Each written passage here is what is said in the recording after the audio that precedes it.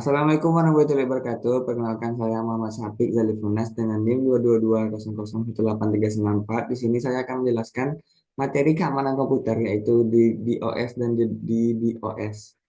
Yang pertama itu DOS. DOS adalah kepanjangannya itu Denial of Service. Di Denial of Service adalah jenis serangan di mana penyerang berusaha membuat suatu sistem atau jaringan tidak dapat digunakan oleh pengguna yang sah dengan cara membajari sistem tersebut dengan permintaan berlebih, sehingga sistem menjadi terganggu atau berhenti berfungsi. Tujuan dari DOS adalah menghentikan layanan atau mengganggu operasi sistem atau aplikasi yang membebani server atau sumber daya jaringan. DDoS adalah kepanjangannya Distributed Denial of Service. DDoS adalah variasi serangan di DDoS yang melibatkan banyak komputer yang terinfeksi atau botnet untuk menyerang satu sistem target secara bersamaan. DDoS lebih berbahaya karena memanfaatkan banyak sumber daya terdistribusi, membuatnya lebih sulit untuk diatasi. Sama dengan DOS, yaitu menyebabkan ketersediaan layanan, namun dengan manfaat banyak perangkat yang tersebar di berbagai lokasi. Terus perbedaan DOS dan di DOS. Yang pertama dari segi dari aspeknya sumber serangannya DOS itu satu sumber atau satu perangkat tunggal, sedangkan di DOS banyak sumber seperti botnet atau ribuan perangkat. Dari segala skala serangan di DOS itu terbatas hanya satu perangkat penyerang, sedangkan di DOS itu lebih besar menyebabkan banyak perangkat. Terus dampaknya juga berbeda. Di DOS biasanya terbatas pada satu sistem atau server. Di DOS yaitu lebih merusak, bisa melumpuhkan beberapa sistem. Terus traffic datang dari satu alamat IP kalau di DOS. Sedangkan yang di DOS traffic datang dari banyak alamat IP. Jadi yang di DOS ini alamat IP-nya berbeda-beda. Sedangkan yang di DOS itu cuma alamat IP-nya cuma satu. Terus lebih mudah untuk dikenali dan dihentikan, sedangkan di DOS itu lebih sulit dideteksi dan dihentikan. Jadi kalau untuk perspektif serangan di DOS lebih lebih ampuh ya, lebih sulit diatasi. Selanjutnya yaitu adalah jenis metode serangan DOS yang pertama. Yang pertama itu adalah istilahnya SYN flood, yang artinya penyerang mengirimkan sejumlah besar paket SYN ke server target, namun tidak merespon paket SYNX yang dikirimkan oleh server. Ia ini menyebabkan server kehabisan memori untuk menyimpan koneksi yang belum selesai dan akhirnya crash. Yang kedua yaitu ping of death. Penyerang mengirimkan paket ECMP yang terlalu besar, lebih dari batas ukuran standar yang dapat menyebabkan buffer overflow dan crash pada perangkat yang menerima paket. Yang ketiga ada istilahnya teardrop attack. Serangan ini mengirimkan paket data yang cacat kepada sistem target, menyebabkan sistem yang rentan tidak dapat merespon paket dan menyebabkan crash. Selanjutnya jenis dan metode serangan di DOS. Nah, berbeda dengan DOS ini istilahnya. Istilah di DOS serangannya itu ada UDP flood, mengirimkan sejumlah paket UDP ke target tanpa proses handshake, membajiri port tertentu, dan membuatnya tidak dapat menangani permintaan lebih lanjut. Yang kedua yaitu DNS Application Attack. Penyerang menggunakan server DNS yang terbuka untuk mengirimkan data yang berlebihan ke target, memperbesar volume serangan dengan cara memanfaatkan respon dari server DNS. Terus istilah ketiga yaitu ada HTTP flood. Serangan ini menarik aplikasi web dengan mengirimkan permintaan HTTP yang banyak ke server target, menyebabkan server kehabisan sumber daya dan tidak dapat melayani permintaan. Selanjutnya itu ada teknik dan metode serangannya. Yang pertama itu ada DDoS. Yang istilah pertamanya itu ada flooding, yang artinya mengirimkan data jumlah besar ke server atau jaringan yang membuatnya kewalahan dan tidak bisa melayani permintaan normal. Contoh dari flooding itu ada ICMP flood sama SYN flood. Terus yang kedua crash attack, menyebabkan perangkat lunak atau perangkat keras yang terhubung dengan sistem untuk mengalami crash atau hang. Yang ketiga ada resource exhaustion, memanfaatkan sumber daya sistem secara berlebihan seperti memori atau CPU hingga sistem kehabisan kapasitas. Selanjutnya itu ada teknik dan metode serangan dari DDoS. Yang pertama itu volume based attack. Menggunakan bootnet untuk mengirimkan trafik dalam jumlah besar, misalnya UDP flood, DNS application. Fokus utama dari volume based attack ini adalah untuk membanjiri jaringan atau server dengan traffic yang sangat besar.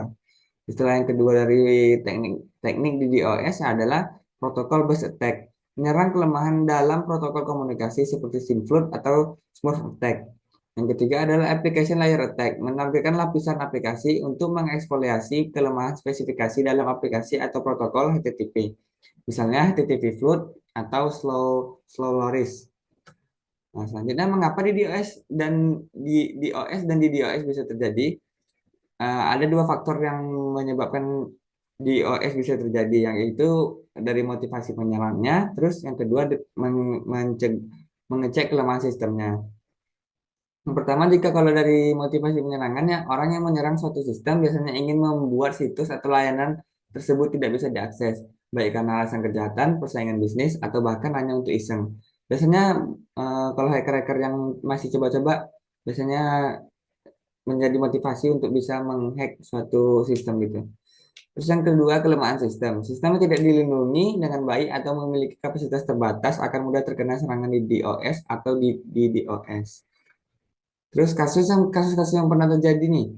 Kasus yang pertama itu adalah SYN-flux attack. Pada serangan ini, penyerang mengirimkan permintaan koneksi ke server target dengan paket SYN, tetapi tidak dapat menyelesaikan proses handshake TCP, sehingga server kehabisan sumber daya untuk menunggu koneksi yang tidak pernah terjalin. Contohnya, penyerangan terhadap sebuah situs web perusahaan yang menyebabkan web tersebut tidak dapat diakses oleh pengunjung. Yang kedua itu kasus serangan di DOS terhadap GitHub pada tahun 2018. Pada tahun 2018, GitHub menjadi target serangan di DOS yang terbesar yang pernah tercatat, dengan volume traffic mencapai 1,35 Tbps.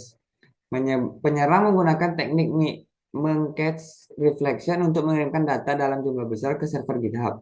Dampaknya, meskipun serangan ini berlangsung beberapa menit, GitHub mampu mengatasi serangan dengan bantuan layanan mitigasi di DOS. Selanjutnya, kasus yang pernah terjadi yaitu serangan Mirai botnet di tahun 2016. Mirai adalah sebuah botnet yang menginfeksi perangkat IoT seperti kamera, keamanan, dan router.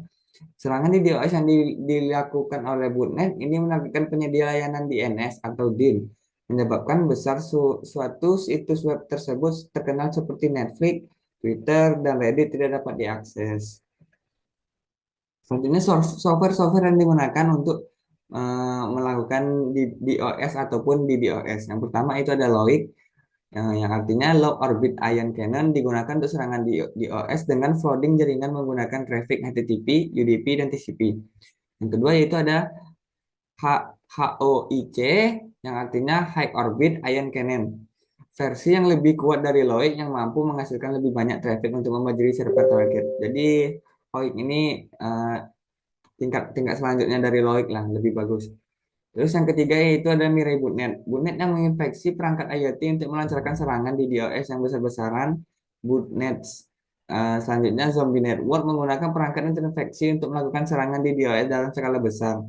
Hardware-hardware yang digunakan untuk melakukan DOS dan di DOS ini yang pertama yaitu adalah perangkat IoT atau Internet of Thinking. Perangkat seperti router, kamera CCTV, printer yang terhubung ke internet dan dapat digunakan sebagai bot dalam serangan di DOS. Yang kedua yaitu ada server, digunakan untuk mengirimkan sejumlah besar dan data ke server target. Nah, gimana nih cara kita menanggulangan pencegahan agar kita tidak terkena serangan DOS ataupun di DOS? Yang pertama itu adalah menggunakan firewall. Penggunaan firewall mengkonfigurasi firewall untuk membatasi jenis trafik tertentu dan memblokir trafik yang mencurigakan. Yang kedua yaitu di DOS Mitigation Server, menggunakan layanan seperti Cloudflare, Akamai, atau AWS Shield untuk membantu mengatasi serangan di DOS dengan memfilter trafik-trafik berbahaya. Yang ketiga yaitu ada rate limiting, membatasi jumlah permintaan yang dapat dikirimkan oleh pengguna dalam jangka waktu tertentu untuk mencegah serangan flooding. Selanjutnya adalah Anycast Network, menggunakan Anycast untuk mendistribusikan traffic ke berbagai lokasi, membuatnya lebih sulit untuk menyerang satu titik secara efektif.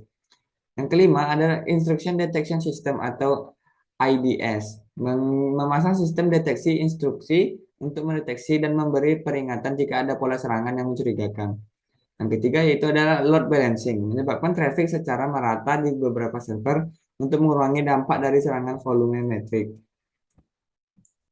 Sekian presentasi dari saya untuk materi di keamanan komputer yang di OS dan di DOS ini. Assalamualaikum warahmatullahi wabarakatuh.